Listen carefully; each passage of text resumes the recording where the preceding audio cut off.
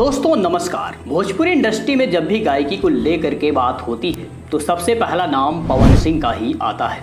और बात जब हो भक्ति गाने की तो उसमें पवन सिंह को मां सरस्वती का वरदान मिला हुआ है।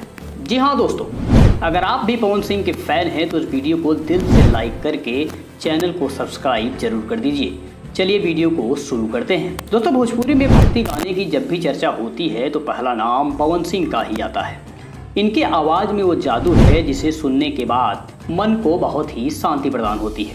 दोस्तों अभी कुछ ही देर पहले पावर स्टार पवन सिंह ने अपने चैनल माँ अम्मा फिल्म भक्ति से एक बहुत ही प्यारा गाना रिलीज किया है। ए भोले बाबा इस गाने का बोल है और यह गाना सुन करके मजा आ जाएगा। आप भी जाइए और इस चैनल पर इस गाने को सुनिए और ढेर सारा प्यार दीजिए। यह सावन का पहला गाना पवन सिंह का है। इसके बाद आने वाले इनके कई गाने और आएंगे। तब तक के लिए आप इंतजार करिए, इस गाने को सुन करके आनंद लीजिए।